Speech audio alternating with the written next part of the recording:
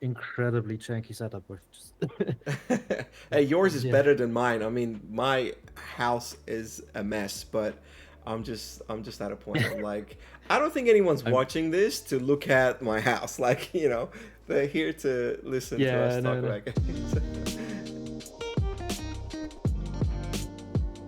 Thanks for taking the time to sit with me, Bernie. Would you like to start by, introducing yourself and telling us what you're about? Yeah, absolutely. So hi, I'm Bernie. I am a solo game developer from Austria, from Vienna.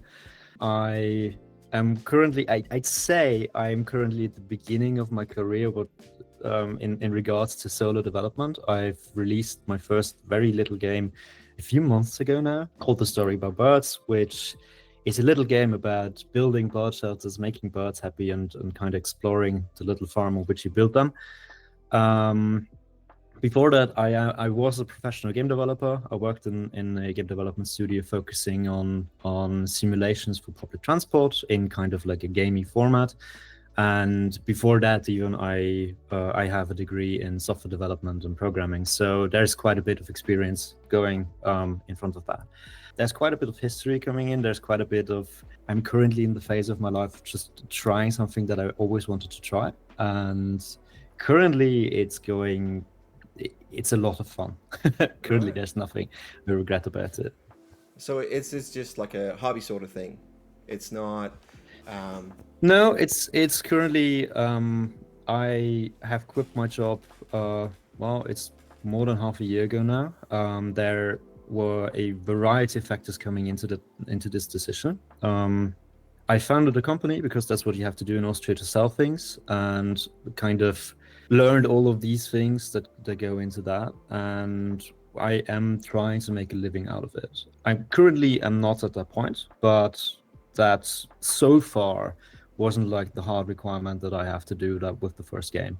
I am a little bit in a privileged position of having the time currently of trying that and getting to that point. So with the next projects, with the next games, I am very much intending to get to the point, and everything after that, we'll see what's happening then. awesome, awesome. That sounds really exciting. Like it's sort of like, um, it sounds like you're in a position where you have the opportunity to like really reach for the stars and see what happens.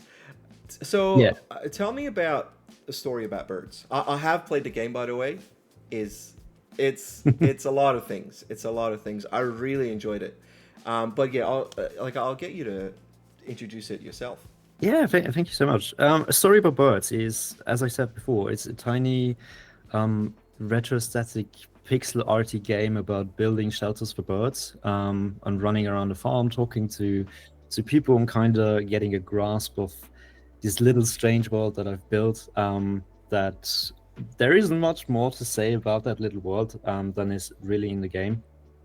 Because the story about birds itself, the game itself, is very it's kind of the reason why I'm currently doing the solo development, and it's kind of like interwoven with how everything started for myself, very very tightly. It's a very tiny game that started without any like game development plan, without like a vision of what is going to be. It's kind of started as a practice project for me to learn the technology to work with all of that, and it grew out of there into like this game that I thought, okay, this is a lot of fun. People like friends of mine told me that it is a lot of fun, and I could start well trying to publish it and see how many people actually like would like to buy and play it. The game itself is you run around, you collect resources with a little timing-based mini game that gets harder the better you get. You collect those resources, you build a variety of shelters. You have to do I guess you have to solve a little puzzly things to unlock different varieties of bird shelters. And you build them, you feed them with seeds, so birds are actually attracted to them and kind of collect there. When the day is over, which is kind of a timed limit in that game, you get a score and you see what you've built. I can be proud of that. And there should be, like most people told me, there is enough content in there that that is a good reason to replay it a few times, which kind of was the intention behind it. So yeah, I'm very proud about it because the way it kind of was developed, it was very chaotic, and it's fun to see how just little artful projects always kind of happen in that way. It's just no idea what's happening, but the end is always cool.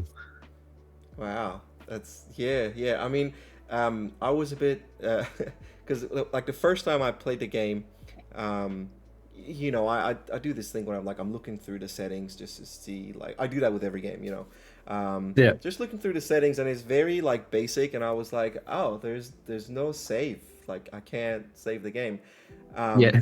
so it's like, okay, interesting, and once I got through my first playthrough, I was like, oh, okay, I understand now. Like, I don't technically need to save. I mean, you go back and you try to beat your old score essentially.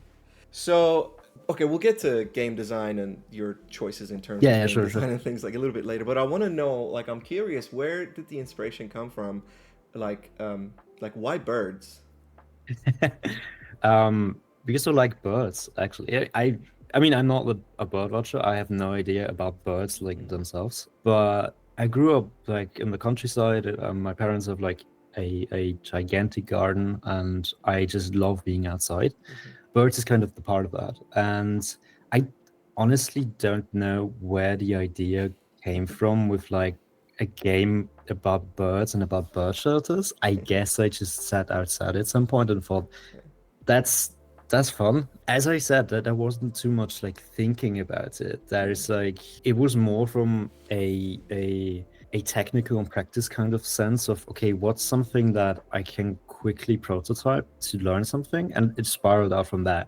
So I don't know what's the concrete inspiration about that, but for like the visual kind of side, for the stylistic kind of side, is very obviously very like retro inspired. I grew up with a Game Boy, with Game Boy Advance, like the classic Mm-hmm. kind of handheld Nintendo DS line, and I still play those games to this day. And directly and indirectly, it like it controls all of my inspirations in that kind of sense.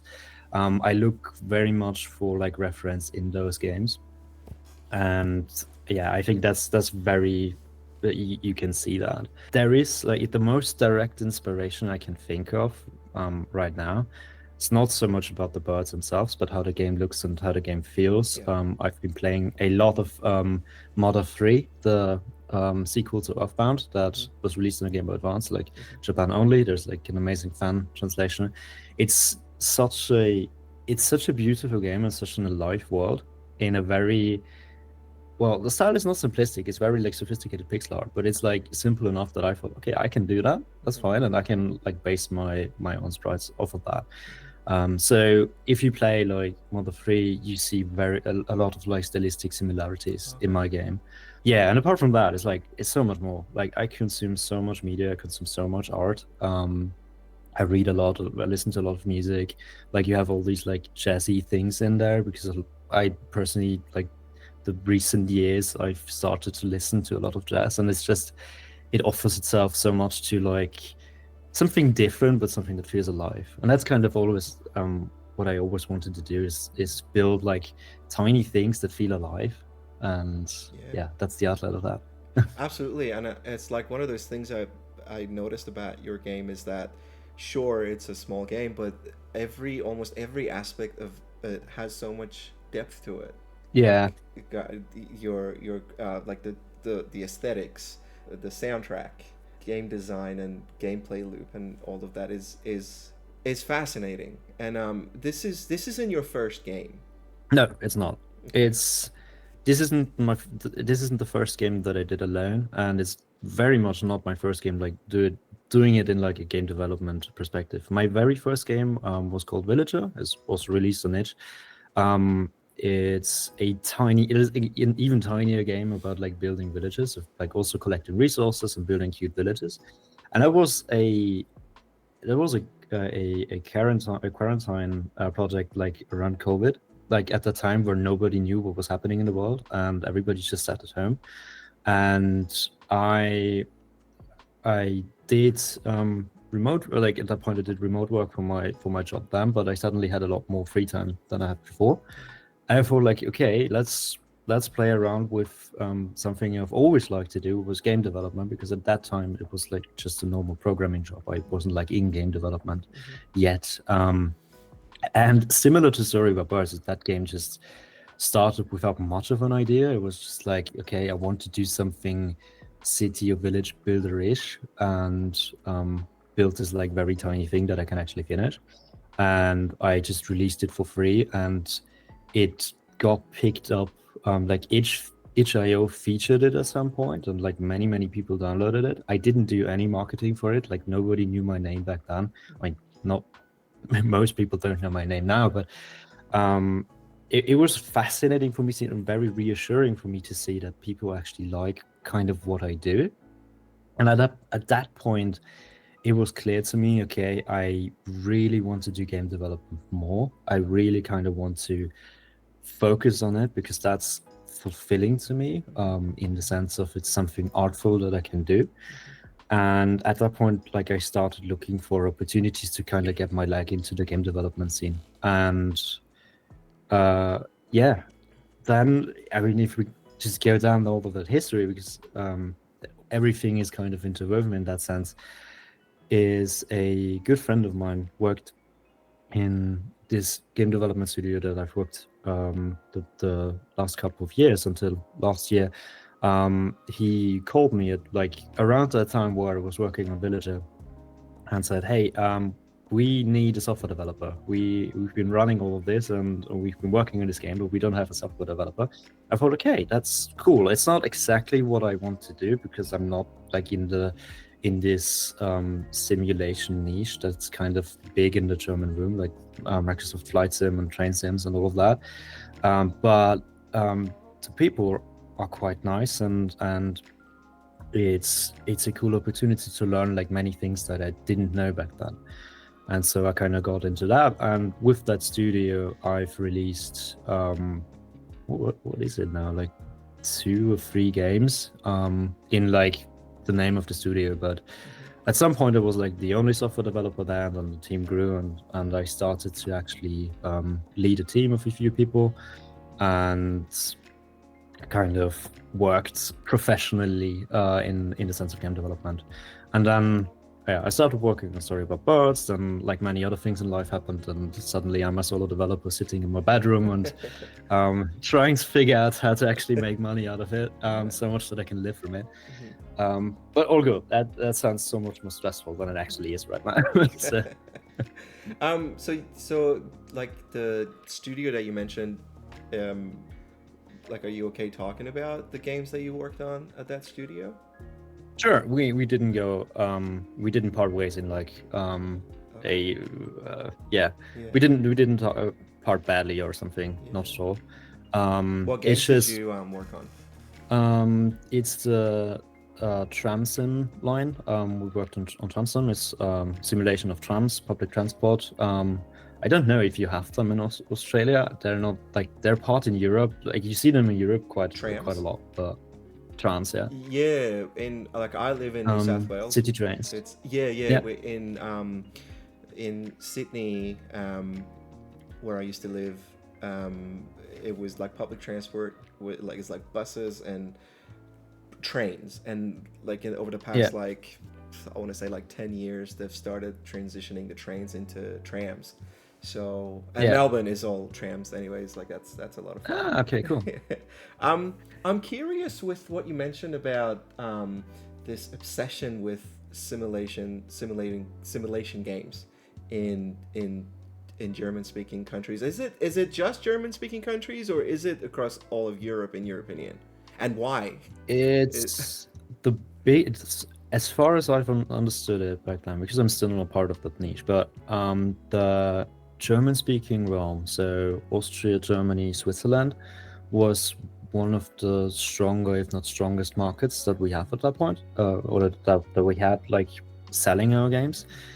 I'm not 100% sure if that's also due to us being to the studio being a VNS studio, like being like in Austria and kind of like marketing a lot around there. But I, as much as I've seen around that time, it was always kind of that area. It's also a little bit in the UK and going over there, and it's also going like in more the eastern side of like Poland and all of like that area. But the German speaking area was always kind of the strongest. It's probably also due to being like the vehicles that we did were all like very Austrian, very German, like all like the vocabulary that you had to use just very German. There's no like translation to it because it's just not all that relevant outside of the country. So maybe that's also kind of a reason. But I know that like Microsoft Flight Simulator has a very strong market in Germany as well, and it's kind of one of the only things that I know of that's like really popular outside of Europe.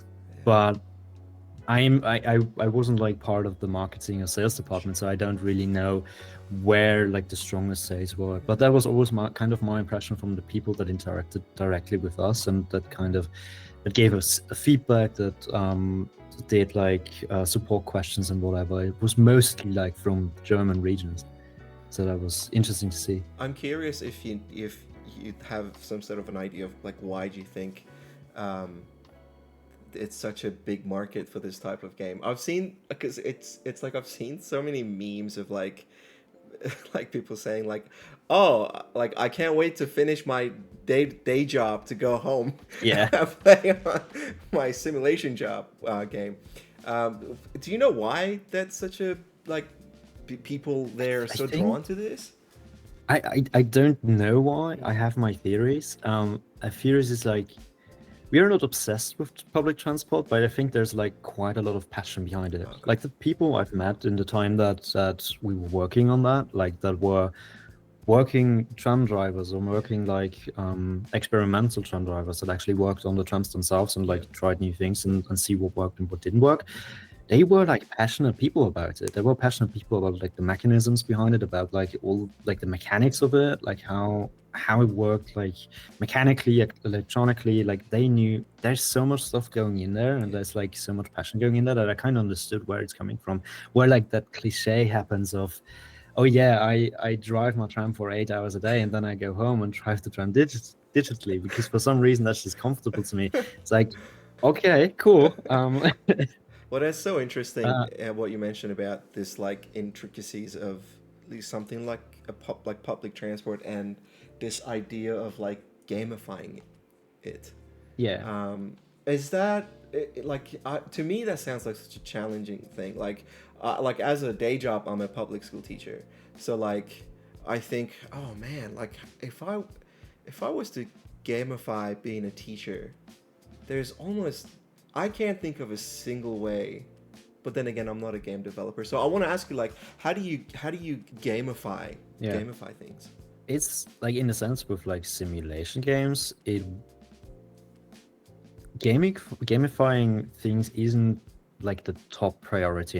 Interestingly enough, it's more about like getting the realism right, because that's the people that buy that stuff. They want the realism, and out of like the realism of how like the vehicles drive and how they work and how you start them up and everything, like the game kind of comes out of that. But it's like in its core, it's a simulation. It's a very you strive to do like a realistic simulation. That's kind of what people do. And then around that, you can provide like challenges. You can provide economy systems to unlock stuff. You can It's always like working around all of like the realistic simulation. And then mostly in that case, we mostly just looked into the kind of the real world and the real challenges behind it, and see, okay, how can we like simplify this very complex topic? But because like looking at the vehicle is complex enough, but then looking at like an entire tram network in a city and like managing that's an in the real world, that's like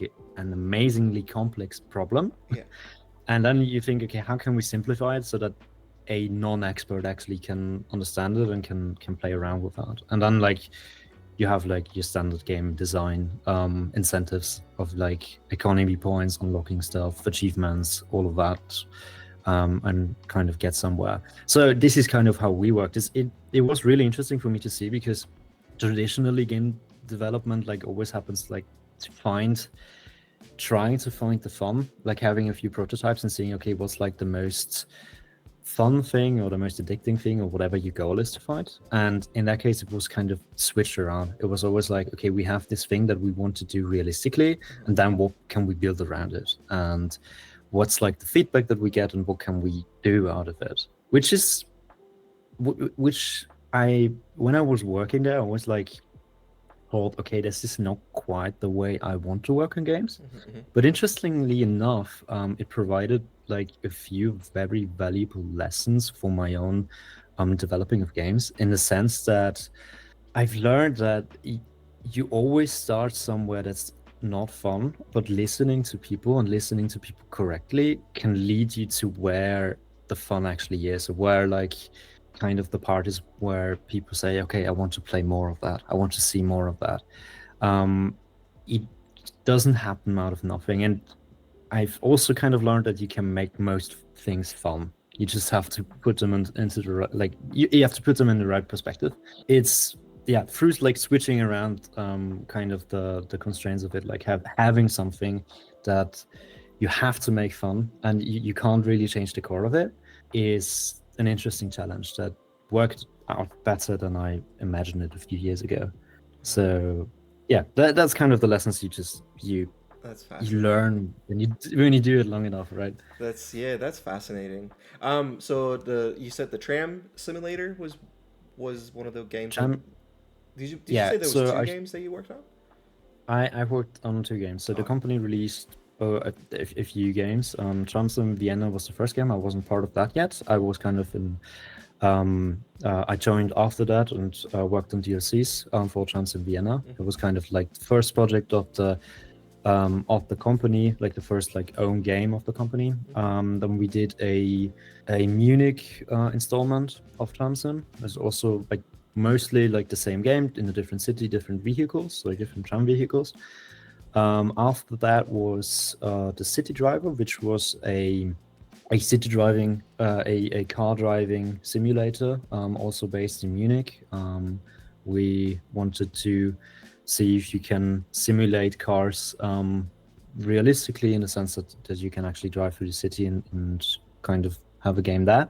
And after that, the focus shifted back to trams and public transport, which was the currently active development, currently active game, City Transport Simulator Tram, which I've worked on until the early access release. And after the early access milestone, I quit that job for a variety of reasons. But as I said before, we didn't part ways in like a bad way or something. But it was a good time for me to kind of stop there and work on my own thing. Because at that point, I kind of had a lot of drive of trying to prove my own theories and trying to sure. prove like, okay, I think this can work differently in a more, for myself, in a more sustainable way. And yeah, so that's kind of all the history. I'm still in contact with quite a few people from the studio, and I've recently heard that it's still like it's going on. It's still going on. It's going quite well currently. So I am excited what they are doing on top of all of that stuff that I and a few other people started quite a few years ago now. So yeah, That's so fascinating. I wasn't expecting to like get to talk about simulation games. But if I could ask one more question about your time working on sure. simulation games, you mentioned that so you worked on these games are based in like Vienna, Munich. Munich, yeah. So are they like one-to-one real? Like how do I say this? Are they like one-on-one realistic versions of these cities that you recreate? So Yeah. how how do you do that? A lot of work and a lot of photography. Now for those games, like City Transport Sim, is a fictional city, so like the studio kind of switched focus on that. But for like those first games, the goal very much was to have like a realistic representation of the city and of like the lines we've worked on. And the way you do it is a lot of photography and when it's cloudy, so you can use that photography as textures and kind of one-to-one rebuild from like a current from like the current data that you're working on the game to rebuild the city, rebuild the line. It's not like these games are not like the entire city. They're built around tram lines, right? And in those games, there are a few tram lines that you can drive, and those are built as realistically as we could at that time. And yeah, we for like how many people worked on like the first game? I think it's like 5 or 6 people or so. We managed quite a good job. Like I'm very, very proud about all of that work that I have been part of. But I also know that like the people that worked on like the basis of all of that are very proud about it because it's an achievement for especially for so few people. I look at games that are like I'm trying to think of games that do realistic representation of like real places, but like the one that comes to mind is that flight simulator. Australia being so far away doesn't usually get as much love when it comes to this stuff, but I was like, Mm, I was trying it out, and there's like a local airport near where I used to live. That's not like the main Kingsford Smith International is like a smaller one, and I was like, yeah, there's no way they've gone and got like this little airport, and surely enough, like it's there, and it's. yeah. I've got a pilot friend also, who's like, he's a pilot, and he was like, because he used to train at that airport. He did his certification there, and he tried it, Mhm. and he was like, this is like exactly the same as what you would see if you're there at the airport. So Yeah, yeah. yeah, it's fascinating to me how much time and effort goes into creating something like that, and the amount of attention to detail that goes into it, right? Um, Yeah. I think Microsoft Flight Simulator is especially impressive because they use like satellite and OpenStreetMap data and all of that, or like yeah, their own like Bing Maps data, I guess. sure. And it's such a like technological achievement. It's like this like Microsoft Flight Sim is just in all ways really, really impressive. Like every time I've looked at it, like from kind of like a game developer or even like just a programmer kind of perspective, it's just like, okay, how did they do that? Because I know what we had to do to kind of get a few very realistic buildings, and that took like a lot of time of work, and they kind of simulate the entire world. Yeah. So yeah. No, it's crazy. I want to talk about a story about birds. Yes, sure. So let's start by talking about art design and aesthetics first. Did Mhm. you did you did you do all the arts yourself? Yeah. Okay. I I am not sure if it's the best way to go, but I am one of those people that kind of try to do most of the stuff like themselves.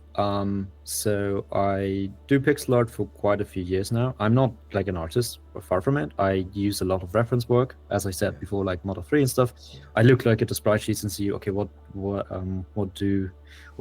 are they doing, and what can I can kind of learn from that. Yeah. But yeah, the pixel art I did myself. The game development, obviously, like all the programming and stuff, I did all of that myself. The sounds I are mostly like free assets and some stuff I bought like Yeah. a while ago. I do like I play an instrument, as you can see like here. Yeah, I noticed I do it. have a little bit of a little bit of like musical knowledge and stuff, so at least know what kind of fits where sound effect wise and like music wise and stuff. So there's a little bit of experience there, but I don't do the music myself. So yeah, Do you it's a handmade project. because I noticed like on your social feeds you mentioned that you recently did some traveling in Vietnam, correct? Mhm. Which I like did, yeah. amazing place, right? I was there a couple of Oh years yeah. ago. Oh my goodness. Maybe we'll get to talk about that as well. But like I noticed you said something along the lines of like it really helped you with overcoming some maybe I'm remembering this incorrectly, so please correct me here. But Yeah. you mentioned something about like overcoming some sort of like creative blocks whilst you're traveling. Because I remember seeing like a picture of like your notebook and your like you were doing some Yeah. drawing in there and things like that. Yeah, Um, yeah, yeah. No, but traveling and myself. It's not so much a creative block. It's just um, last year was like a lot of work, and it was the very first time for me to be like we were traveling for 2.5 months, and in that time, there was no time for like doing game development work aside from like a little bit of concepting. So it was really interesting to see kind of the motivation just growing and growing, like wanting to do it, but obviously like the travels were on top, like were the top priority, and like seeing Asia and stuff. But like I've noticed in myself, like I want to do game development. I want to like sit in front of my notebook, sit in front of the laptop, and work on something and doing something and work on concepts and everything. And it was like I'm not a stranger to vacations. Obviously, I'm not trying to be a workaholic, but it's so interesting to see that when you're passionate about something and you intentionally take a little bit of time away from the passion, how much like the intrinsic motivation grew and grows, obviously. um it's probably also like in combination with finishing a story about birds, and like finishing a game always comes with a lot of work that's, well, maybe not boring, but it's just, all the tasks that you like slip until the very end because you don't want to do them or only can do them. Then it's just like, okay, that's something I have to do now. It's not something I'm super passionate about. So that's also kind of played into that. It kind of that feeling, okay, I want to really start with the next thing, yeah. but I have to finish the current thing. But then there's like this amazing time in between that where I don't work on game development. So at the end of the travels, like the end of December, or I guess even earlier than that, I just was super motivated to just work on something again, just to sit down and see, okay, my decision to do solo game development apparently is the right one for me because I am super passionate about it and because I want to do it. I want to go back. It's not like normal. You take a vacation from work and then you think, oh my God, I have to go back now. I just want more vacation. In that case, I'm also, okay, I really want to work again.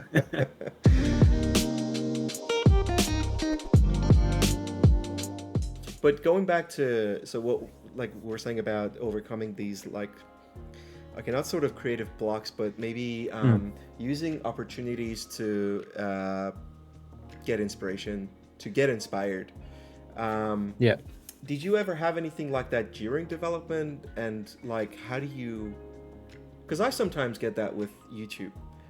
It is my creative outlet, and I sometimes really struggle with it. Like, I'll be honest with you. Like right now, past few weeks, I was talking to my partner about it, and she called it like a writer's block sort of thing, and I agreed with her. It's like it's almost like you feel like there's no where to go, you know. Yeah. Have you Yeah. experienced that with game development? And just as a maybe way of helping Yeah. me, how did you overcome it? It's for me, I mean, I definitely feel that, and I feel that all the time.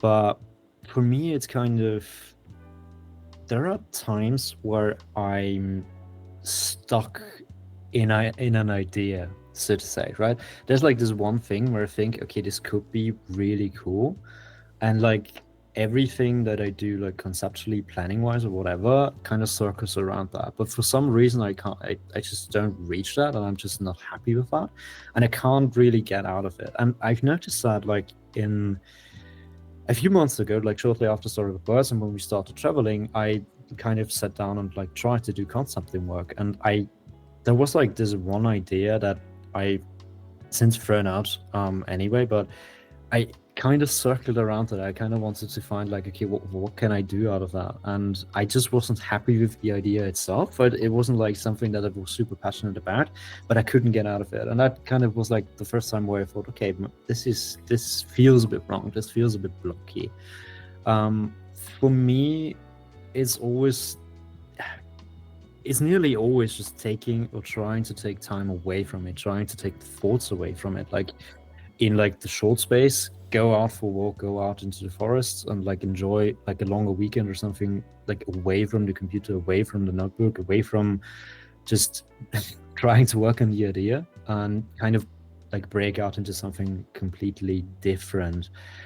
I mean, the extreme version was like traveling Southeast Asia for quite a while, obviously, but it's always just getting away from it, even though it feels so wrong, because you think like, okay, there has to be something, right? There has to be something you you can work on, or something that's really, really good, and you don't want to get away from it because you think, well, I have to work, I have to continue the thing. But usually, if you take a breather, if you take a few days, and just don't think about it, and just let your like back brain work on it, there's something kind of productive and something more magical coming out of it, and something completely different, something that you didn't see before that you could do.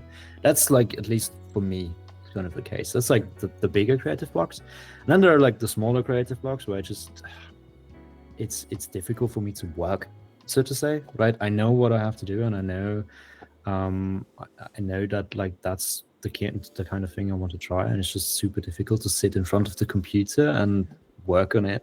It's the other thing. But that's also like usually just going out for like 20-30 minutes or something, and then it kind of comes back to so yeah, it's interestingly enough, is for me, it's always like not trying to fight it, but kind of dancing with it, like seeing, okay, it doesn't quite work with it right now, so let's give it a bit of space, let's just work itself out.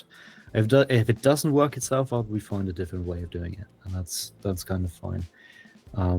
I think that's my approach. I think that's like the most concise description I can give for my approach about all that. That's really interesting. And I suppose, like, building on that, was there a moment that you can think of during the development of a story about birds that you had like a block of some sort, and like, can you think of a specific example that perhaps maybe we could see it when we play the game, and then we can go, oh, like, this is how Bernie overcame this part of the. That's a good question. I'm not sure in that sense. Like, in a very micro sense, there were like a few times, like you have this time limit for the entire day, and that was something that was in there from the very beginning. It was much shorter at the very beginning, but it was always I was always fighting with it, because I don't like time limits in that sense, but it was like a hard requirement for me to have something that's small enough that I can finish until like I had to publish it. But it's not like the block in the sense of I don't know what to do. It was more in the sense of I don't know what else to do, and I just worked around it in the sense of I worked with it, and kind of just made it a more obvious and integral part of it. But other than that, because I always look at games. I always look at games and I go, oh, like, let's say something more like something tangible, like the outfit for a character. And I go, and I'm like, I wonder if this took them 10 minutes to do, or like 150 hours to decide on what works. Do you know what I mean? Yeah. Like, this is... I mean, the art and all of the assets in the game are exactly what you've described. It's like it's not 150 hours, but the game, especially like if you go through my old Twitter and Threads history, I guess in Blue Sky is a lot of that as well, is the game went through a lot of like visual iterations, because I've worked so much on it, because it was never, until the very end, I wasn't happy with how it looked. And it was kind of like the sense of, how do I get it where I actually like looking at it all the time?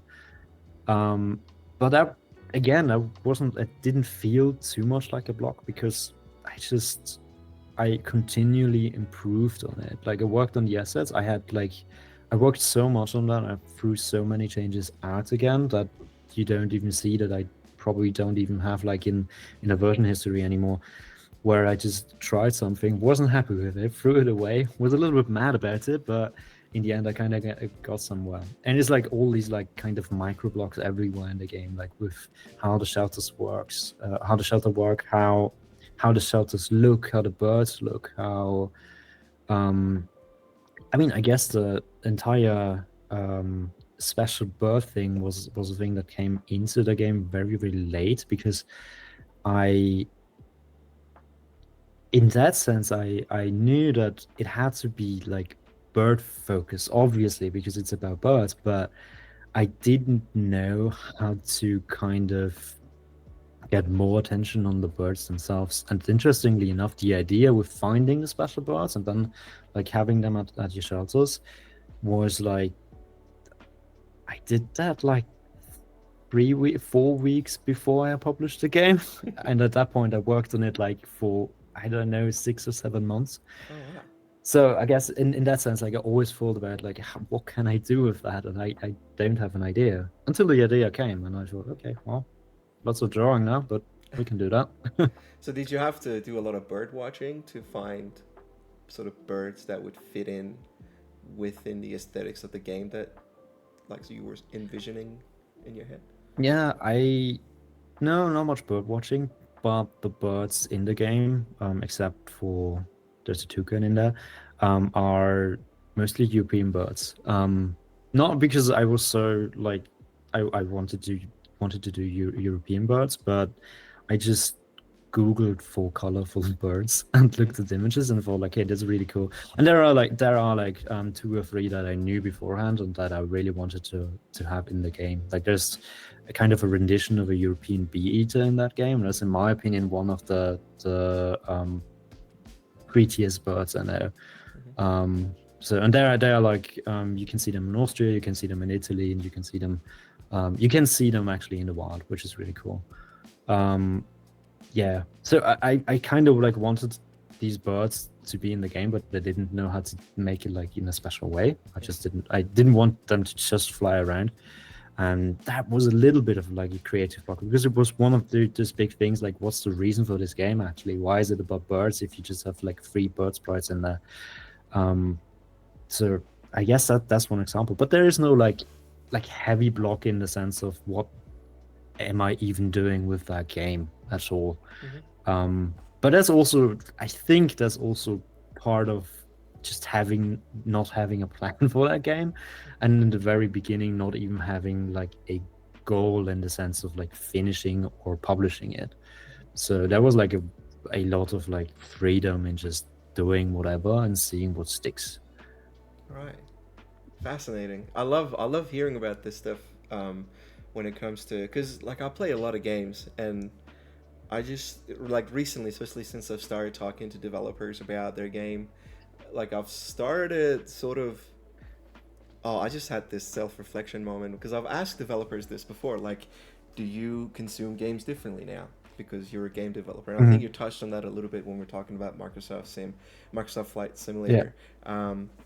Like since I've now started talking to developers, I'm constantly in the back of my head analyzing different little aspects of the game to go, I wonder how they did this. I wonder how. So yeah, it's cool to hear about it. But this is an aspect of game development that I find more passionately about, the writing and storytelling. What's your, how do you approach this? Like tell me a bit about the story of a story about birds, and then tell me how did you handle it? How did you come up with it? Yeah, so A Story About Birds is the title is a bit misleading because it's more a day in the life of like building bird shelters. It's not so much like a concrete story. There's nothing like classically story-like in there. In the sense of like something's happening and that's the reason why something else is happening. It's just like there is a day in the life in that sense. The world is kind of a post-apocalyptic but in kind of remission sci-fi thing, that there isn't too much like concrete world building behind it. Like I thought a lot about like worlds after like a big catastrophe, like be it like alien induced, be it something else, whatever. I'm quite a big sci-fi nerd, so I like nearly every book I read is something like science fiction related. But so I'm always interested in like telling stories of like the future, but I'm also like a big optimist and like thinking, okay, so what's like the good parts about something about a world behind that. So you have your robot companion in there, Charlie, that like kind of hints at things that's happening. You have like things like the creep in that it's kind of hinted at like having destroyed the world, but it's now kind of being able to finally being combated, or at least being stopped at like spreading further.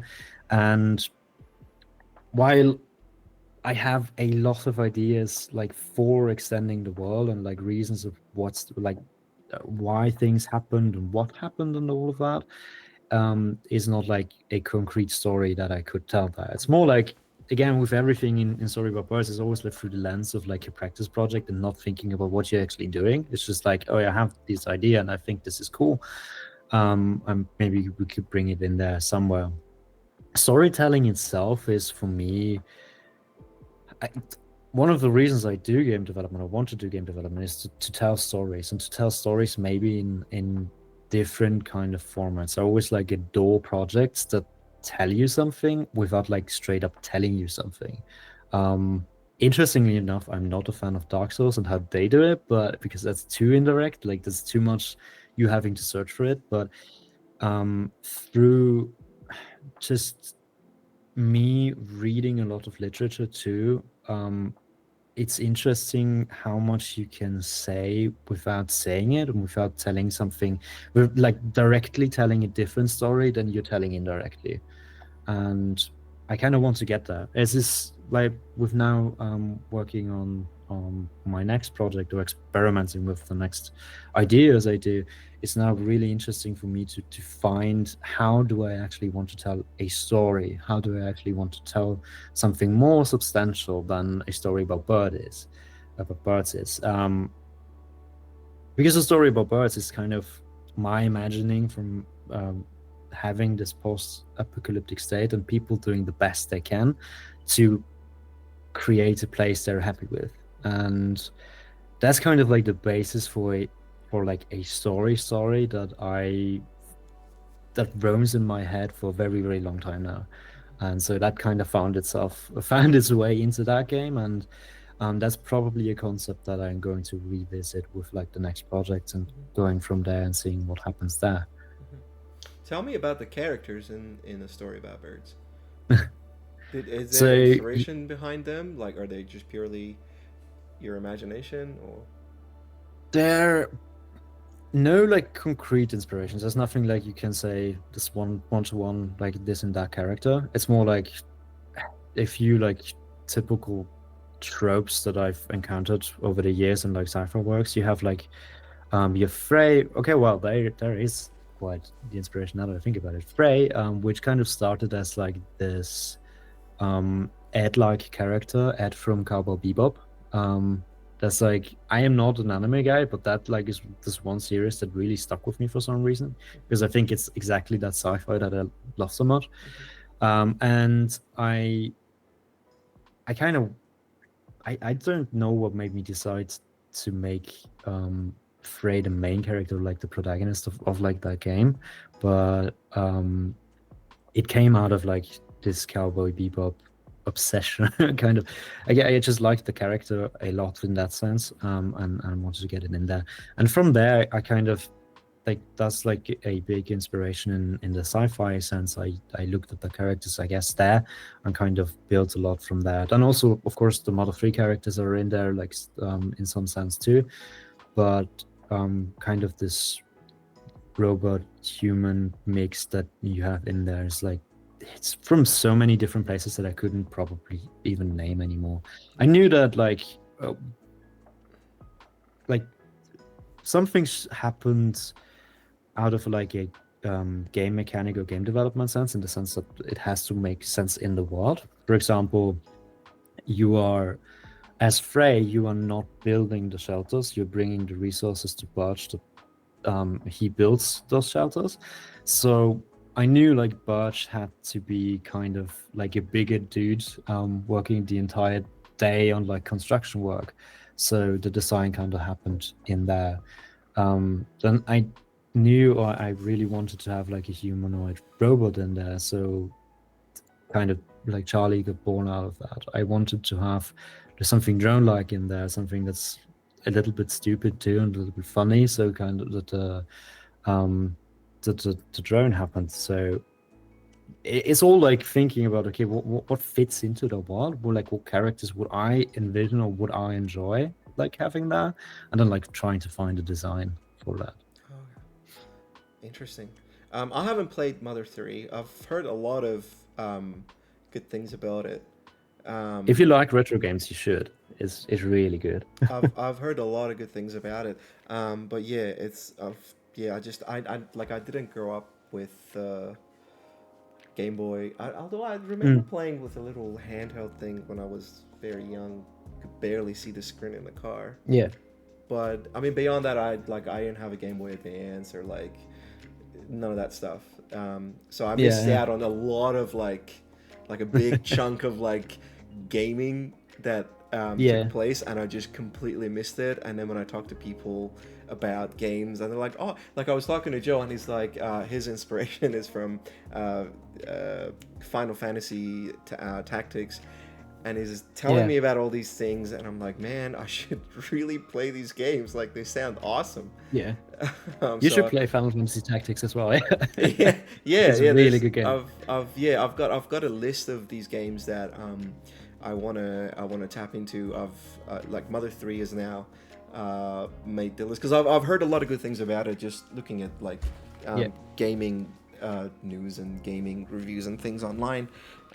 It's a game that's come up quite a few times. So Yeah. um, I think not like just if we're talking about like Earthbound and stuff, like everybody in like the indie game dev community that works on pixel art games usually like references like Earthbound or like Earthbound related games. It's so interesting to hear. I I mean, confession in that sense, I never played Earthbound. I've only played Model 3. I mean, the games are kind of they are like sequels to each other, but they're not super related to each other. But it's always fascinating to hear like the same like basis for everything. Nowadays, it's like starts, I guess, with Undertale. Everybody references Undertale, mhm. Oh, and yeah. Undertale is like super reference to just Earthbound. So you have like all like that It's all entire linked together. half. Yeah, it's all linked together. But I guess that's what like art is, right? It's just references to different stuff and then evolving from out of that. That's what I've heard a lot. It's like the chances of someone creating something completely brand new is almost impossible because everything's been done. You just sort of have to find something that then you can um, reiterate on. Hang on, let me find the right word. You need to find something that you can make your own. Like you need to take an idea that you like Yeah. and then switch it around and make it your own because everything's been done pretty much. So is it I mean, everything is being done, but it's also you can't really escape taking reference from something, because I don't think it's really, I mean, it is possible to have like original thoughts in that sense, but they are shaped from something, right? And if yeah. something isn't like a direct reference to something or direct inspiration, then it's an indirect inspiration.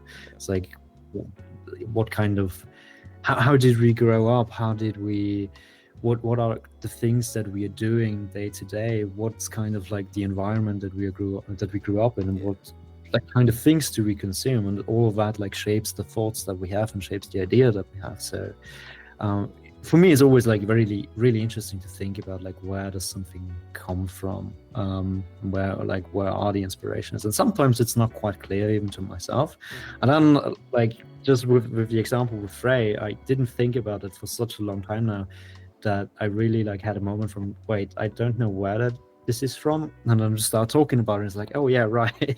I've watched way too much Cowboy Bebop when I started with that So it's project. sort of So like a there, subconscious thing at a level you just don't even yeah, realize that, oh, I'm building this thing and subconsciously I'm using or like I've been inspired by something already and it's just sort of yeah. happening on its own.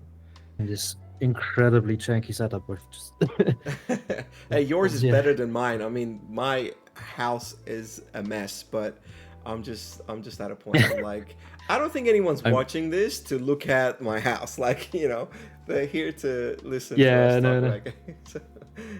It's fine. It's like it's a place that I can provide currently with like the most daylight, Hmm. and Oh yeah, it's luckily like enough, it's like a it's very sunny day currently. it's 11. It's I was 11 in the sitting right morning like for you. right here is a window. Hmm. Yeah. So yeah, this is Because my it's bedroom. it's it's winter for you guys. Yeah, Yeah. yeah, it's very cold right now. It's But it's not that cold currently. It was like we were in the minus degree, like minus Celsius degrees, the past week or so. It yeah. was quite annoying. Oh man. Especially like the shock we came back like 3 weeks ago from Thailand, and in Yeah. Thailand we had like 30 degrees Celsius. So we had like summer temperatures and everything. It was like, oh no, we have to go back here. Today here where I live in this town is it was like almost 40 degrees. So I just stayed Wow. inside and yeah. It's because my I family understand. I my family are they're from Canada. So like I talked to my sister and she's like going to uni or whatever and it's like snowing and I'm like don't know anything about that, can't relate. what's like the coldest that it Look, gets? man, it gets like I don't live in Sydney anymore. Like I'm Sydney based, but I'm out in a small town for work, and out here can get quite extreme. Like in Sydney, it where most people live, it doesn't crack above 36, 37 at the most, Yeah. and when it gets cold, it wouldn't go below like 15. You know. I Okay, think the that's like the thing that I find, like, because this is what I found, right? Like, you feel the cold and the heat. No, no, not the heat, particular. Like the heat, we're fine, but the cold, you feel it here the most because we don't have the equipment to deal with it. You know, yeah. it's like it's 15 degrees, and I tell my brother, he's like, oh, it's minus 25 here, and I'm like, yeah, okay, but you have properly insulated houses to deal with that. We don't have that. Yeah, So when it's yeah. like 15 degrees, it's really cold. It's noticeable. Yeah, I understand. That was so fascinating to see in Southeast Asia, like how different the architecture is, because they're also like it doesn't go below like 20 or 15 degrees in like Yeah, parts of most of the like entire continent. yeah. So like having everything like completely open and everything like so It's different. Like here different. in Europe, it's like you always have like these massive walls and these massive houses Yeah, my equipped for wall, the I cold. could, I could probably just like push it, like, I mean, with a bit of force, and I could probably break it, Yeah, because yeah, is quite thin. It's not really built of like proper, because we don't need it. We don't need that level of insulation. But yeah, I did a couple of years ago. I went to Thailand and Vietnam. Funny enough, because I think you went to Vietnam as well. uh Yeah. we did a few countries.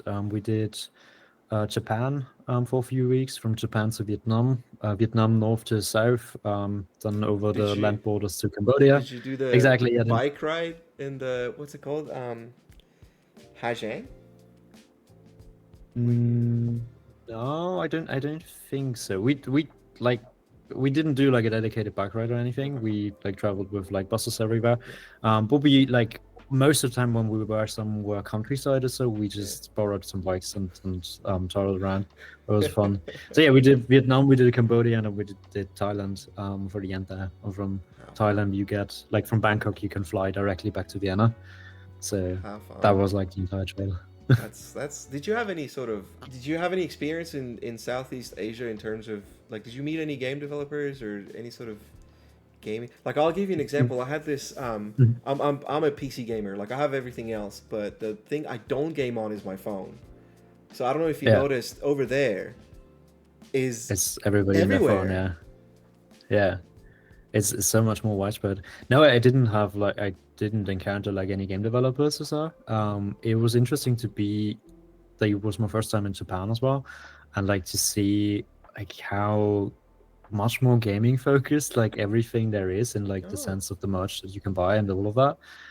So it's just is so much more prevalent. And then Southeast Asia was interesting to see, just like everybody on their phone. Everything's being done on the phone. Like here, like in Austria, I expect like most people have like a dedicated computer for something, or at least like a laptop or so. And like we did so many like hotel and bus bookings and offices where people just worked on their phone. They had like their notebook to take notes, and then they just booked everything or did everything on the phone. It was really fascinating to see. And then like in the game development sense or game sense as well, like everybody just more or It's just less their like phone. their eyes always on a phone. I remember one I time on a bus for going from, I think in Hanoi, we were on a bus going up to the northern part of Vietnam, and I was on a bus, a sleeper bus, and I remember there's this mom. She's sitting with two kids, and she was playing the League of Legends game for phones. yeah, She was like babying these two kids, and she was playing League of Legends on her phone, and I was just like, yeah, man, like that's, I mean, good for her. Like I don't like, it's like she's on a bus. Like who cares? But it's just like I don't think I would ever have. I don't expect to see that like in Sydney. Um, yeah, or like I've lived in the U.S. I've lived in Canada. Like I've never seen, like I've seen kids maybe like so maybe like people playing like Candy Crush or something, but to full on play yeah, like a MOBA game while holding two babies yeah. is just like it was so interesting. It's a different world. It's such a different world. It was so interesting to see, like you can buy like in Southeast Asia you can buy phones everywhere, but I've never I like once or so we saw like an electronics store where you could buy like, okay, TVs you also get like everywhere, but like computers or so, it's not that like No. you can get them there obviously, but it's not like in your face like Yeah. I would expect it to be here. Yeah. So Yeah. I noticed that yeah. too. It's fascinating how it's just like a different market, right? Just different, Yeah, different. absolutely. Yeah. Absolutely. Okay, I want to talk a little bit about gameplay mechanics in the story about birds, Mhm. because it's not an overly complicated gameplay loop and gameplay mechanic. Like as far as I've experienced, the mini game is when you have to press up and down or left or right when you're Yeah. harvesting. There's Yeah. is there any? I may have missed it. Like I don't know, because I only played the game maybe 4 times. Um, That's quite a lot already. No, there's no like it gets more difficult, but and there are yeah. like variations to that game in the sense of like sometimes it's hidden, sometimes it's faster, sometimes you have to be more accurate in that sense, but it's not like a different Does it get mini game. does it get more challenging as day Yeah, goes the on? better you get. Oh my god, I was Not as the day goes on, but it shows you slightly with like the different lights blink going up, and you sometimes have like a level up or level down depending how good you are or not, and it gets more difficult. It gets faster, but you also get more like resources, more points from that. So because I there's noticed like on a yeah, particular like because um, like trees and things don't like go away. You harvest it, it goes away for a bit, but then it comes back and you can harvest again. I noticed like on the yeah, same sort of tree, it would be fine maybe like at some point, and then I'd come back to it and it's more difficult. So I'm like, wait, is it because like it's later in the day or what's that based on? it's based on how well you are doing, right? Like every time you hit the perfect, you kind of you go along a progress bar, and if you have enough perfects, you have a level up, and then it gets a little bit more difficult, but you get more out of it. The same like in the other direction, if you like miss a lot, you go down again, and it gets easier Okay. again. And the basic idea behind it was that I wanted to have a kind of something like a dynamic difficulty. I wanted to find a good way of having an enjoyable game that people like me that are a little bit more competitive also like find challenge in. So this it was an idea of a friend of mine actually to kind of implement something like a dynamic difficulty that gets like more difficult the better you are or the better you get in that. but doesn't like force you into kind of a difficult setting. Because like the idea that like as the day goes on, everything gets more difficult because I don't know, you're more tired or whatever, was also in the room, and I've tried that actually in a test build. And it was a bit annoying that you were playing like, I don't know, for 20 minutes or so, and suddenly like all the games are so difficult that you can't really get anything out of it anymore. So I didn't want to do that, but I wanted to give challenge. I wanted to provide challenge, and that was like a system that like most of the people that I gave it to test them actually really liked and really said, like, okay, there is something there. There's something like getting to the highest difficulty and being accurate at the highest difficulty is quite a challenge. And as I've learned, I have an achievement in there, which is I think a blind, like on a completely blind mini game on the hardest difficulty, getting it perfect. Or was it like the most accurate one? Something one of the achievements like 3 people or something have. And one of my friends has like way too many hours in that game already and complains that he doesn't get it. He can't get it. I Um, saw that quest when yeah, you talked to one of the ladies, the sisters, correct? And yeah, or aunties, I forget what they called. Um, and she's like, I'll give you this, I think, like design if you can get a perfect yeah. score. And I tried it once, and I was like, I am not doing that. I can't, like, you know your own limits. So I was like, I'm just gonna go and explore. I know I'll never be able to get this, but it's like it's one of those things that I noticed straight away. Like in my head, I was like, am I going crazy, or is this just getting more challenging? Like it's you know. There are quite a few challenging parts in there. Mm, Like of course it's always like difficult to find like the balance, like what's challenging enough so that it's fun, and what's like too challenging so that it gets annoying. And I really try to kind of to find that balance, because it started, or it should be, a story about birds is a somewhat cozy game, at least if you know somewhat what's going on. And if you don't feel too stressed about the time limit, that's like one of the things that doesn't make it cozy. But then there are like a few challenges that you really, I mean, you don't have to work for them, but you have to at least like try.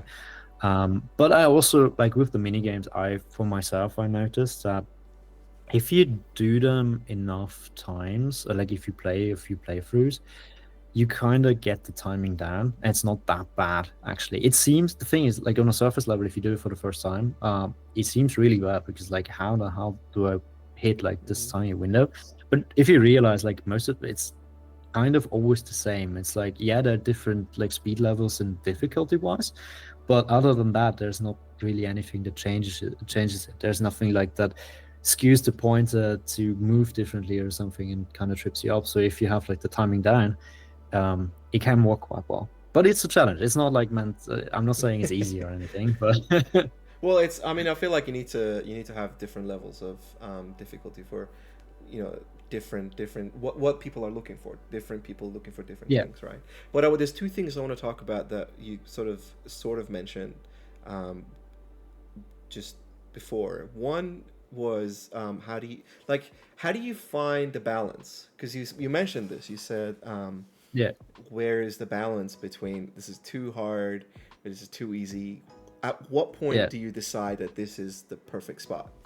And how do you get there?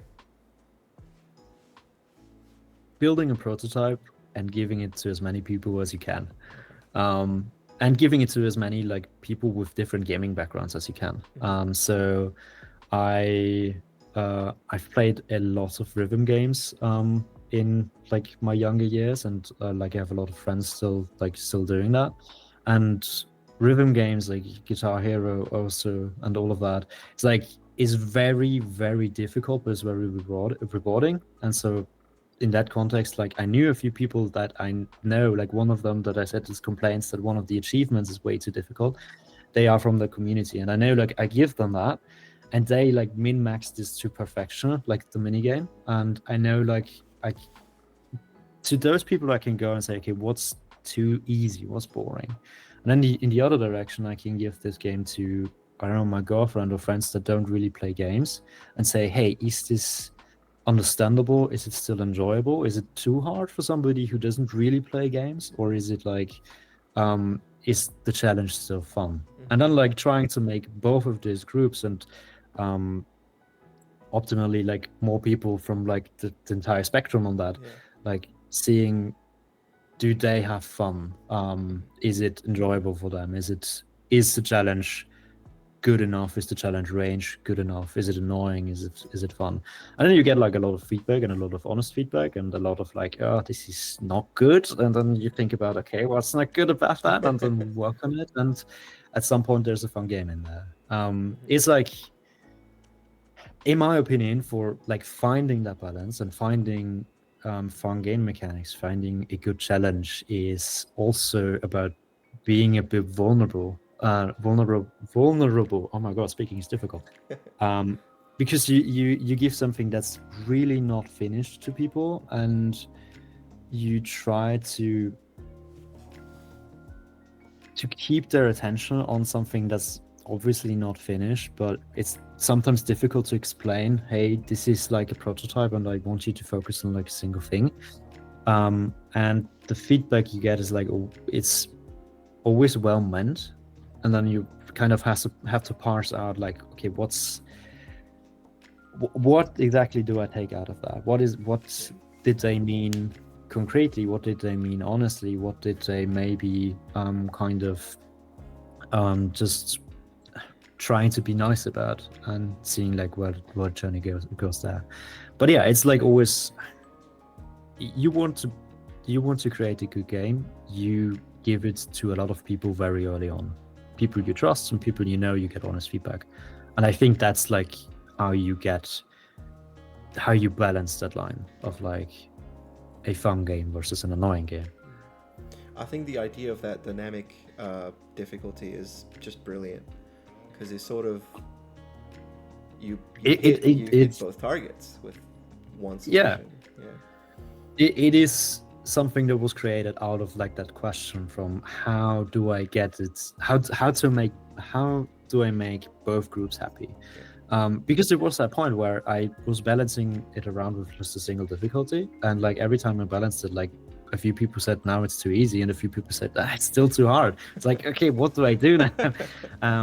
And how do we change it? Because I didn't want, at that point, I really didn't want to change like the entire minigame up. I wanted, like, the minigame itself was fun. Like every time I had like a balance point where somebody was happy with it, he was having a lot of fun, or they were having a lot of fun with that. And then it was just like, okay, how it is fun to people, and how do I get it to a point where it's not annoying? The second thing I wanted to ask you, you touched on this a little bit. You said about these like achievements, and you mentioned something about how, I think you mentioned this, but my question is, have you found someone interacting with the game in a way that you'd never anticipated? Like you didn't think someone would be able to do that with this game? In one of the earlier builds, like that game, as we've said a few times now, that game is about like finding resources and building shelters. And in one of the earlier versions of the game, I gave it to a friend of mine for the very first time, and all he did was run around and collect resources. And like then he gave me like feedback on like the minigame, and I asked him, so like, didn't you build anything? It's like, wait, what? Building stuff? It's like, okay. And I thought like at that point, like there were multiple dialogues telling you like, hey, come back with the resources, like build stuff, build shelters. That's that's like what the game is about.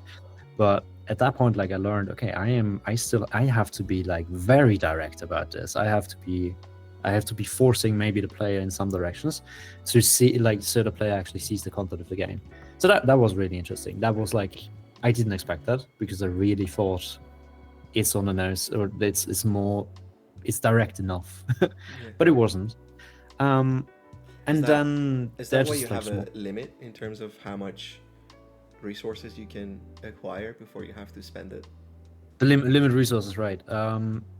In part, it is because of that. It's like forcing the player to do something else because you can't collect any more resources. It was also because I knew, as I said, like that group of friends that like just min-maxed everything, is like I wanted to kind of force them out a little bit of that min-maxing, like not just use the first like 15 minutes of the day just collecting resources and then like, I don't know, idling around. but also at the very beginning, there's like the stuff where you have to talk to Bart. You can't even really get too far away from him. You can't like do the mini games and stuff, to like really see the dialogue that it's about building shelters and that it's about like collect something and go back there. Yeah, there's like many, like the dialogues changed so much to like be clearer about the goal of the game while also like being in the world. So yeah, there are a few decisions that kind of came out of that, what you didn't build any shelters. What happened here? Interesting. Um, and did you, I mean, just building on what you mentioned about different demographics trying the game, and you wanted to be able to sort of appeal to both ends of the spectrum. But I mean, did you have a particular player in mind that you were building the game for, or does that make sense? Like, did you picture a particular? Yeah, no, it Yeah. makes sense. It's a good question because there's this game design recommendation. I mean, I guess there's this product design recommendation. Like you have it everywhere. Is like the classic user story, like thinking about like the persona that you want to create something for. It's not just game development, it's just products in general. Like, it's like, okay, what is it that person needs or wants or probably has fun with? In that case, I think Story About Birds, that usage was me mostly. It's like, what do I enjoy? What are the games that I enjoy? Especially like, coming back to that, there's no like game design document for that game. There's no plan or something. There's nothing like I thought too much about beforehand. It's just like, okay, what do I think is fun? And then very early on, like as soon as like I had a prototype and like an alpha build and stuff that looked nothing like the game that it looks now, I just gave it to my girlfriend and said, hey, try this please, and tell me what you think about it. And then there was like the first like external feedback, in a sense of, okay, I have this feedback, I know what like this person thinks about the game, and now let's combine that with what I think makes the game better, and maybe like where's like finding the middle ground that I still very like about it. And then it's like more and more refinement, right? Then you have like another test build that you again give like to your partner, to a friend or whatever, and you slowly like I did it that way, but I slowly like increased the circle of people that try the game. And I annoyed a few people to like try it again and try it again, and tell me what they like or don't like about it. And I was like finding that, okay, I know what these people think about it, I know what I think about it, I know where I want the game to be, and then like finding, okay, what's like the middle ground, or what's like, where do I agree with them, where do I don't agree with them. And because sometimes you have to go against feedback too. Like sometimes people tell you something, in a sense of like, I don't know, somebody tells you a certain game mechanic lacks something. It's like, I don't know, they don't like a certain game mechanic because reason X and Y. And because you have developed the game, you have a lot more insight, you maybe realize that it's not like X, Y the reason for why they don't like it. It could be something completely different. It could be ABC. And for whatever reason, you don't want to do the feedback directly because maybe it impacts other parts of the game, and you try the other thing first and give them to them, and then they realize, oh, that's a lot better now. It's also like a lot of the typical feedback loop, in the sense of that you can't always take everything at face value. You really have to like let it sit and think about it, and think about like, okay, what is it that was said actually, not just on like a face value, but what was it that they meant, on what they maybe like thought, even subconsciously in a sense, and expressed it that way. So there's a little bit of nuance in there, but in the end, it's like, it sounds make it sound so much more complicated than it is. It's just like, give the game to people, see what they say, think about it, and then implement like updates and further updates. And at some point, you are at a point where you have something that you're really happy with, and that you might be able to publish. It's also very much like the typical art's problem, in my opinion, is like art is never finished; it's only abandoned, and that's very much with like games and stuff. I've noticed that with like all the game projects I've did. I suppose you just have to decide at what point, because like what you Yeah, said now, I've definitely felt that with my creative outlet, which is video editing and like the whole thumbnail design, especially thumbnail design, because video editing is, at least the way I do it, is more like it's structured, and I allow myself a level of creativity within that structure, but I just know that if I yeah, go outside of that structure, I'm gonna drive myself crazy, so I just stick to that. But yeah. thumbnail design is one of those things that I can spend hours and hours and hours making Oh thumbnails yeah, for a video, but it's like, okay, dude, at some point you have to put this out there. So 100% 100% agree with you there. It's like it feels like an abandonment of your art. uh, absolutely. Is it a lot of people see like a finished project, see like a finished product, but like I look at the story about birds, and I still like there's so many things in there where I know I could have gone different like directions, different ways. It could have been a lot. I don't know. It could have been a lot bigger. It could have mm, been there. Could have been like different features in there, but yeah, it's from as you say, like for me, it's very much an abandonment in that sense. But it's also like now that there's a little bit of time between like me publishing it and us talking about it now. Now I'm very much at the point where I say this is finished. I don't intend to work on it much more. I mean, should there come up like somebody finds like a game breaking bug or something, okay, sure, I will fix that. But the content wise and stuff, I am very much finished with it. yeah. I published it. I'm very happy about it. But yeah, in like October where I published it, I was like, is it really ready? Do I really want to press a button? But I also knew like we are flying to Japan in like 3 days. I have to publish This it now. has to go. So Yeah, yeah. It's so interesting to me how there's these like parallels to, because I suppose it is all creative work, right? It's yeah, like when you're mentioning about like I'm leaving in 3 days, I have to, I have to publish this. Is like, to me, is that moment when I'm like, I've got 3 videos ready to go. I have to publish this one first. So just yeah, be done with the thumbnail. Like, stop playing around with the thumbnail. Yeah, that's fascinating to me. But just to, I suppose, end this segment on a question: is there a particular feeling that you hope a player would have by the end of playing the game, or not something you thought about too much? um, I think the most important thing for me is just for somebody to have a good time, like to open up the game and have like a good half an hour or like 45 minutes or something with the game, and feel like it's not wasted time in that sense. And I feel like it's not like, I don't know, scrolling social media or something that for me at least always feels like a lot of wasted time. And just have something to be happy about.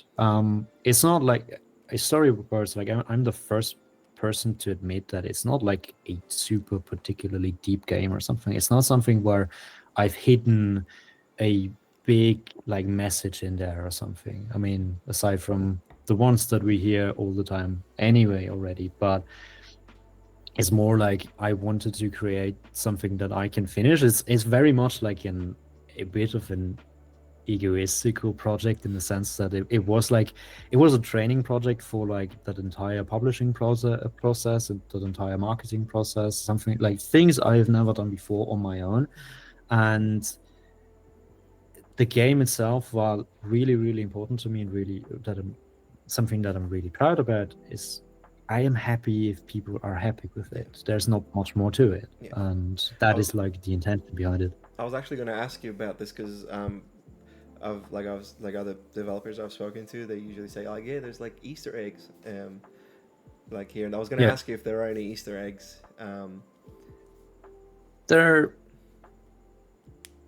I really have to think about it if I did some. No, they're like, I mean, there's like there are secrets in that sense in there, but they're not like on the top like Easter eggs. That is something that unfortunately I didn't really have time anymore about because I just wanted to refine the game more and Yeah. more. But I'm not against Easter eggs. It's probably something that I'm going to do a lot more in the future. Yeah. Um, yeah, I'll just wanted to ask you because I remember we talked about this at the beginning in terms of like language. Um, yeah, so you wrote this in English, yeah. and I did. I mean, I did English. I did English and German in parallel. But mostly I always like always on the basis of English. But I did them in parallel mostly because well, I speak both languages and I wanted to have the localization support in the game from the very beginning. It's more like a technical reason. It's usually a very boring part of game development, and I kind of wanted to have it out of the way from the very beginning and just have it in there. yeah, But yeah, I usually start everything in English. yeah, and I like the reason I ask is because I mean, so you're bilingual, and I know you mentioned there's not much narrative in terms of the story and writing, but there's Yeah, dialogue, and I'm just yeah. curious, like when you're writing dialogue, did you find it challenging to convey? Because like I'm bilingual as Mhm. well, and I find that sometimes, I mean, not so much now because I speak I speak English better than I speak my first language, whether that's Yeah, unfortunate or not, but that's just the reality of things. Um, yeah. but like I find sometimes like conveying something in my first language now is just like I really have to think about it, and sometimes there's no way of doing that. Um, I mean, it's interesting because that that's what I think is so fun about languages that you like have like certain ways where you can express things that you can't express in other languages. Um, I I don't remember like an instance where I had a problem with a story about birds because there isn't too much dialogue Yeah. about it. But it's really fascinating because I very much think of myself that I'm more capable in writing English than I'm in writing German in my Yeah. first language. Yeah. Just because there's so much more practice behind it. As I've said before, as I've hinted before, I'm like a big like literature and book nerd, and for some reason I've started very early to read mostly in English. Also did a little bit on I did a semester at university on like English literature and generally the English language. So for me it's always kind of like as soon as I think about something story wise or as soon as I write something or so, it's just for me it's easier in English because I guess it's just like so much more exposure and all of Sure. that. Yeah, it's mostly that, I guess. So I'm more comfortable also in that. I think part of that is also from like the programming background, programming and software development. So that's always English, no matter which part you're on the world, except Huh. few exceptions maybe. But Interesting. like the all like the vocabulary or like all the research or like the googling you have to do is always English, right? It's always so much easier in English. It was really funny because at university when I did computer science, there was like one teacher that um, translated everything into German, like not the programming itself, but like the theory behind it. And it was so confusing. We couldn't search for anything, and it was like it was a little bit torturous. And so I guess it like comes from that. It's just like constant exposure to the English language, constant exposure, like from a consumption point. Like the games I play in English. The movies and series I watch, I usually watch in English. I mean, except there are like dedicated German like shows or German games or something where I know, okay, the source language is German. Mhm. I want to experience the source language. Um, so Did yeah, you it comes from that. did you play gosh, the new Indiana Jones game? No, I didn't Oh man, actually. it's so good.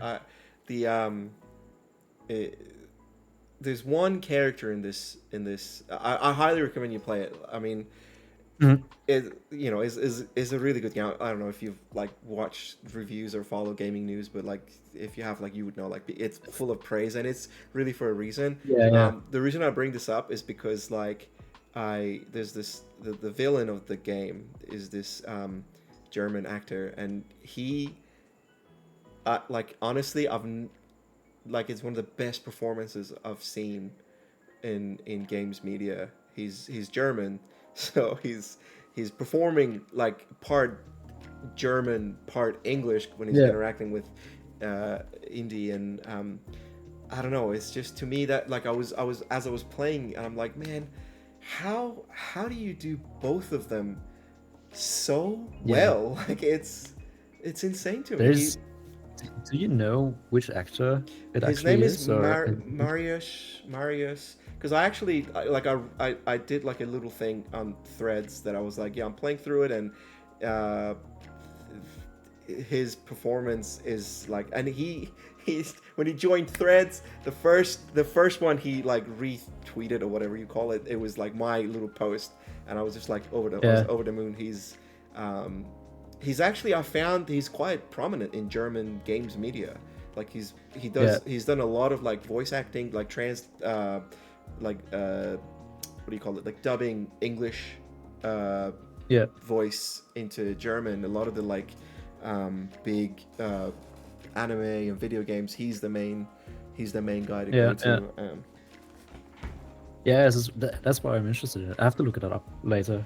Because I also, like, while you're saying that, I also had to think about Christoph Waltz, if that name Oh, says. of course. He's like an Austrian actor, and like became famous through his multilingual kind of parts that he played. It's kind of the same thing. It's, yeah, I don't know. It's always interesting. It's also like going back to the travels we did. Is really interesting to be in Japan and to be in Southeast Asia and to see like what these languages actually like convey in different senses, where you really have to have like entire sentences in English or in German to actually express what they're expressing with a single word. And yeah, it's so fascinating just to see the differences in languages. 100%, Um, 100%. I just like, um, it's like, just going back to that, like, this guy's performance, because I didn't realize, like, I don't typically put on subtitles, especially when I'm playing games, like movies and TVs, yeah, like it's fine, but like when I'm playing games, I usually don't put it on because like, I just find it distracting, just personal preference. But with this game, it was like, I have to, because, like, there's parts like they're speaking German or whatever, and so even but like, I found, like, even though there's subtitles for what he's like yelling or screaming about in German, I don't care what he's saying. I'm just so, like, I'm not looking at the subtitles. I'm yeah, just so fascinated by this performance that it's yeah, almost like I don't have to like understand fully what he's saying. I know what he's saying. Does that make yeah, sense? Yeah. yeah. No, totally. Context makes so much. Like in all of in that sense, like we were like 2.5 months around people where we didn't really understand a word, but most of the time you can like talk to each other just through like expression and through like, yeah, hands and feet and everything. And it's so interesting then to see like people also like talking to each other, and you can guess what they are What is talking it? about Yeah. just through like the way they are talking about it. It's really fascinating. Mm, mm. Oh, I don't Yeah, know how we got we to are all talking. humans. I know, no, of course, yeah. It's just one of those things. I don't know. Like, I feel like the more I learn about, I wanted to talk to you about like a bit of a technical part of game development. Mhm. Not too much, because I know before we started recording, I mentioned, like, I don't know what I'm talking about. But I was just going through your Yeah. posts and things, and I noticed you said that you're, I don't know if I'm quoting you correctly or not, but you said you were one of those weird people that uses a MacBook for game development. Yeah, I am. Why is that That weird? MacBook is currently. Um, Mac is just a tiny gaming platform, like in contrast to like Windows and maybe even Linux. Does that make a difference in It's terms of like, as in, like, as a, it's for me sorry, go ahead. from like yeah, no, from like a software development standpoint, it's just I find it a lot more comfortable. Like the tools that I have available aside from from gaming specific things, are just a lot more accessible than they are on Windows. I mean, in the studio I've worked in, I've worked on exclusively on Windows, and it's fine as well. It's not like bad or anything. But then there's also like the other comforts that, in my opinion, come with a MacBook. Is like, I don't know laptops that are built better than them, and I don't know laptops that I can sit for longer without having power somewhere. And that's like that mobility point. Like, as we've joked before, like I'm sitting near my bed somewhere in my room currently, and I don't have to even think about like, do I have power? It is currently powered, but I didn't really have to think like, is there an outlet somewhere or something? I can just sit here. But also like in of course, not just in the apartment, but on the outside. Like I am one of those a bit stereotypical software developers that just like to go hang out in cafes and sit like over coffee for like a few hours and just develop that. And that's something that like even at university and always was important to me. And for some reason I just landed on that. It's not like I like Apple all that much or something. It's not like preference. I have like a normal Samsung phone. I don't have like an iPhone or something. So yeah, I don't have an iPhone or something. It's just the comfort factor that I did. But I also noticed, like, I don't know the exact numbers, but I think the Steam survey showed something of like 75 to 80% or so of people still play on Windows. And so it would make sense to develop on Windows because everything works correctly. I do have a Windows laptop on which I test, but I don't develop on it. Well, I mean, it's just something I've thought about, because I just, again, drawing parallels here. Yeah. I have a gaming PC and I used to edit my videos on here. Yeah. And I had enough. So I mean, I love it. Don't get me wrong. Like, it's a beast of a computer, and it's way more capable than what I need. It's fine. It's just the experience is not. So I got a MacBook Pro, and it's just something I thought about in terms of exactly what you said: portability, power, both in terms of battery and raw power, and just convenience, right? So it was something that I was thinking about, is like, why is that something that game developers can take advantage of, or is there some kind of like compatibility issue that they like some games just have to be developed on Windows? Yeah, I think the other thing is, like, I do like retro pixel art games. They don't take power whatsoever. Like, the Windows test laptop I have is like a $400 laptop that isn't capable of anything really, aside from booting up. So I don't really have any hardware requirements in that sense. But I know from friends of mine that also work on a game, they do like 3D stuff, and one of them also has a MacBook, and like recently told me he cannot really work on it anymore because they work with the Unreal Engine, and the Unreal Engine with their project is just like, that is too much in the sense of like graphical power that's needed. And I think you can get graphical power from like the Apple ecosystem, but it's like 10 times as expensive as like the Windows counterparts in that department. And so it honestly makes so much more economic sense to use Windows hardware for like performance heavy game development. In my opinion, I just, luckily, I guess, I don't have those requirements, and I enjoy my mobile life. But should it like ever happen that I work on games like that, then I know that I need a dedicated desktop PC somewhere that actually can do that. But yeah, that's not right now. And which engine did you use for? The Godot engine, actually. Godot. Godot. As I said, it's like, I was just gonna ask, is there like a particular reason you went with this one, or is it just something you're familiar with?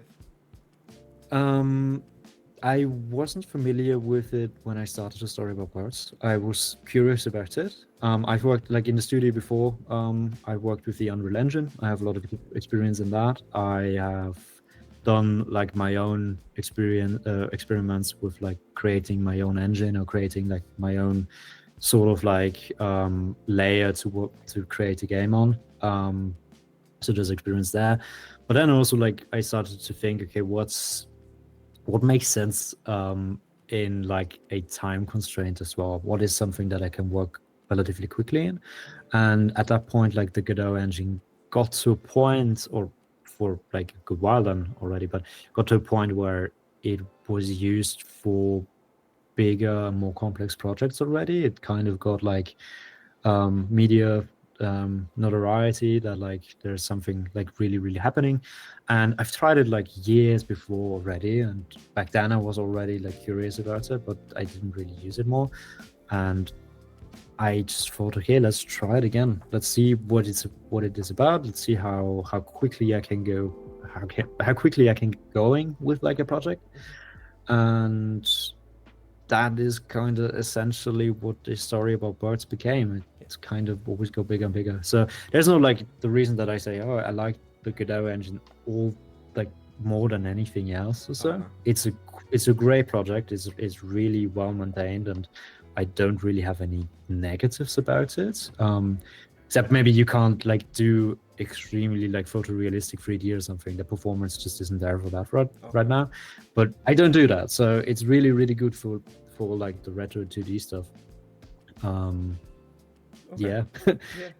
Yeah. That's mostly it. Yeah, yeah. I mean, like I said to you before, like I'm not technically like I'm not like I don't know anything about the technical aspects of game development, so I don't know. I was just curious.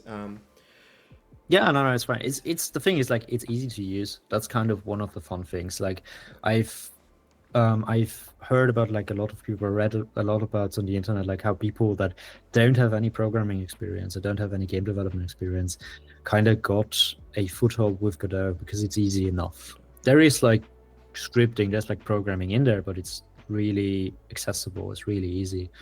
And then like with me, somebody who really has extensive programming knowledge, it's like it's really easy to pick up and it's really quickly to get going and to have something you can work with. So that's kind of also Awesome. the reason I've used it.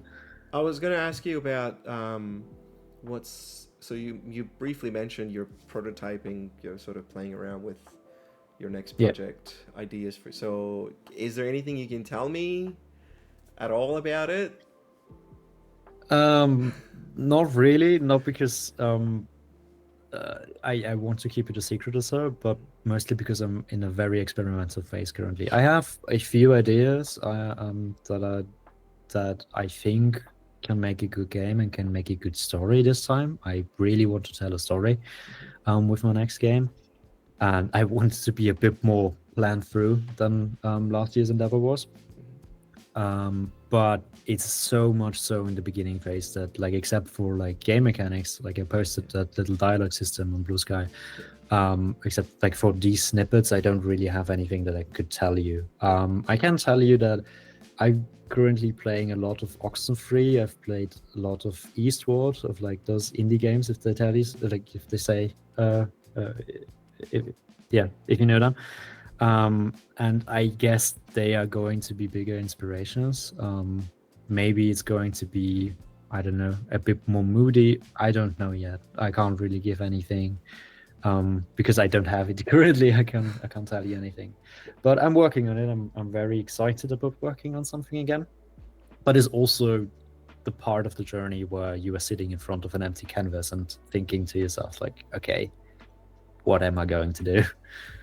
Until a panic sets in and something is there and you can work on something again. But yeah. Perfect. Excellent. I'll just quickly check here just to make sure I haven't. I sort of have this like really funny, like I think it's funny anyways. Question I ask people is like, is there a particular question that you want people to ask you about game development, but no one ever does? You can say no, by the way. It's like you could just say no. That's fine too. Let me think. I've never thought about that. Let me think. Is there anything particular? I bet there is, but You can't think of I it, can't think of anything. Right? right? That's okay. It's um, someone I spoke to said they were like, he was like, no one ever asked how is the game developer. Everyone is like, what is game development?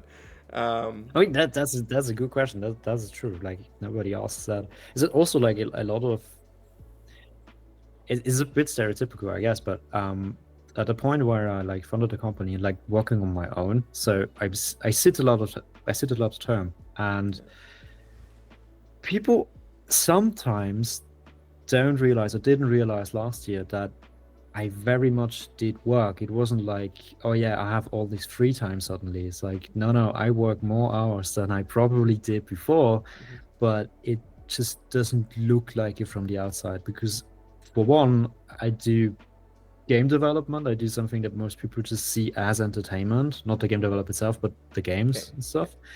And I sit a lot of term and I have a lot of fun with it. So it's suddenly like, what do you like? We know that you do game development, but what do you work? It's like, Mhm. no, I do that, and it takes up a lot of time, and I don't always have the time for like free time stuff. So that's maybe one of the things. But it's not so much a question. It's more like explaining to people that yeah, that's a lot of work that I do, and I have to work a lot, but it probably doesn't look like work.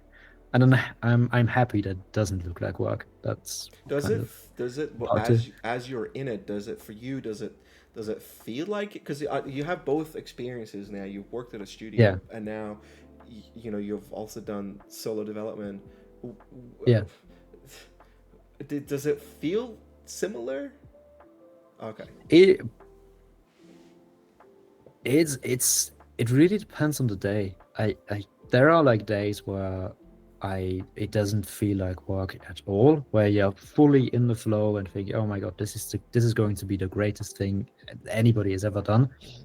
And then there are obviously days where I question myself a lot and also like just slots like really where it's really difficult to get through Yeah. like the tasks that I want to do, Yeah. where I think a lot back on like just being employed somewhere and also having the days, but not really having kind of the mental baggage that comes with it. Because if you're employed and you have a bad day, it's like okay, whatever. But if you like work on your own stuff and you have a bad day, it's like well, for me at least, it's like it feels so much worse. But it also like in the other direction, it feels so much better if the days are good. It's just more extreme. But one of the things that's also really important to me is I try not to be a workaholic. I try to like still enjoy my social life, even if I'm still working on making a living out of it. So I am trying to kind of structure it like a normal work day. Yeah. In that sense, I don't try to get out of those hours too much. I mean, it still happens because I'm passionate about it, and it's just like thinking, okay, I could take like 20 minutes and do that. And then it's like 3 hours later. It's like, oh my God, did I do? I realize it. Um, Right. yeah. Awesome. Thank you so much, Bernie. I really appreciate. Yeah, we talked for 2 hours now, so thank you so much for Yeah, we did. taking the time to sit with me and Thank you so much. really. That's so great.